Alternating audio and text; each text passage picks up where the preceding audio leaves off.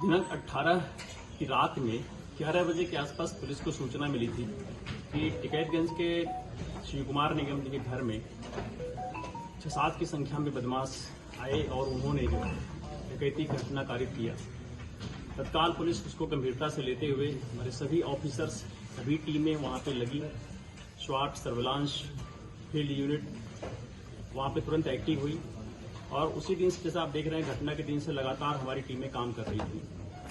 2 दिन बाद, घटना के 3 दिन बाद उन्होंने सूचना दिया कि जो माल है उसके लगभग अमाउंट वो इंश्योर नहीं हो पा रहे थे, तो 8-9 किलो के आसपास बताए कि चांदी होनी चाहिए और कुछ गोल्ड। यद्यपि पुलिस को अन्य स्रोतों से जो जानकारी मिल रही थी कि इससे ज्यादा हो सकती है। लगातार टीम हमारी लगी हुई थी, जिससे सफलता मिली। कल 7 बदमाश इसमें गिरफ्तार हुए और उनके द्वारा उनसे पूछताछ की गई।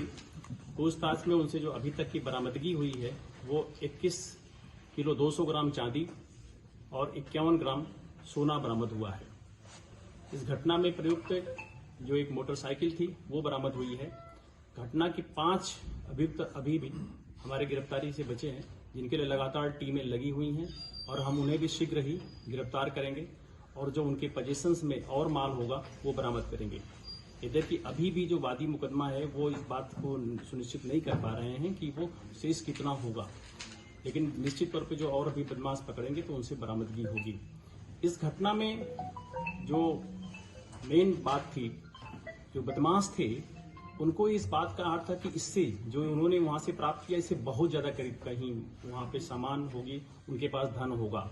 और इस तरह की सुबुगाहट अक्सर वहां कस्बे में हुआ करती थी। इसी बात को लेकर के जो एक अमरजीत, जिसका कि उनके यहाँ आना जाना था और परिचित भी था, उसने इस बात को राम बहादुर को बताता है, जो एक तरह से आपस में सब रिश्ते में भी आते हैं।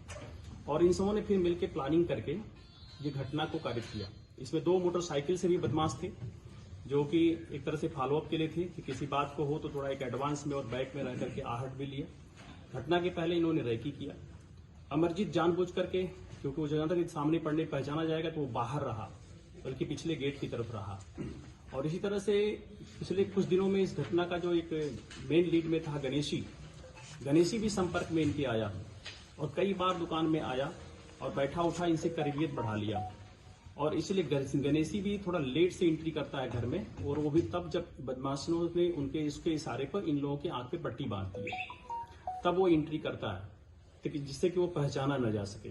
तो इस घटना में अगर देखें तो 2 लोग इनके काफी आने जाने और करीबी लोग थे, और इससे पहले भी इस बात की लग रही थी कि जो वहां पे एक्टिविटीज थी उसमें करीबी लोग, जानकार लोग होंगे, और इसीलिए उनको ज्यादा आइडिया था कि वो बर्तन और कपड़े के बैग खंगाल रहे थे इस तरह का, क्योंकि उनके बारे में था कि वो ज्वेलरी हो सकता है बर्तन में रखते हैं, कपड़े के बैग में रखते हैं, कैश। तो शिव कुमार जी ने, क्योंकि खुद भी इस तरह की कुछ एक्टिविटीज थी कि वो अपने को बना रखे थे कि लोग उस तरह मानते थे कि वो कहीं घर में छिपा रखते हैं, बहुत बड़ा होगा, लेकिन फिर भी जो रिकवरी है ये पुलिस को जो आरंभिक सूचना मिली थी उससे कहीं ज्यादा है। और निश्चित तौर पर जो 5 बदमाश है उनको हम शीघ्र ही और गिरफ्तार करेंगे। तो जो शेष है वो भी बरामद होगा।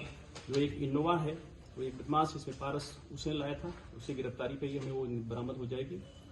और ये टीम जो हमारी पूरी लगी रही, हमारी कई थाना प्रभारी इसको, घुंटेर, फतेहपुर, अनिल पांडे इंस्पेक्टर, रेवा इंस्पेक्टर, कुर्सी तो खुद ही थे, स्वाट के, सर्विलांस के हमारे प्रभारी, बहुत महत्वपूर्ण भूमिका है सभी लोगों ने निभाई। हमारे सीओ साहब फतेहपुर, हमारे एसपी नॉर्थ साहब जो अभी जल्दी ही ज्वाइन किए थे, वहीं पूरी तरह से कैंप किए रहे। इसमें हम लोगों ने कुछ जो परिचित लोग थे, लोग पूरे थे, इसमें मतलब STF के अधिकारियों ने भी, उनसे भी सहयोग लिया गया, उनकी भी मदद ली गई थी घटना में। और अभी भी हमारी टीमें देख रहे हैं, यहाँ पे कुछ ऑफिसर्स नहीं हैं, वो लगातार दमिश में हैं, उनके लिए गिरफ्तारी और बरामदगी के प्रयासरत हैं। शीघ्र ही जो बचे हुए माल होगा और अभियुक्त उनको भी हम गिरफ्तार करेंगे और इन सभी लोगों के विरुद्ध गैंगस्टर की कार्रवाई भी की जाएगी और इन्हें हम एक सूचीबद्ध गैंग के रूप में पंजीकृत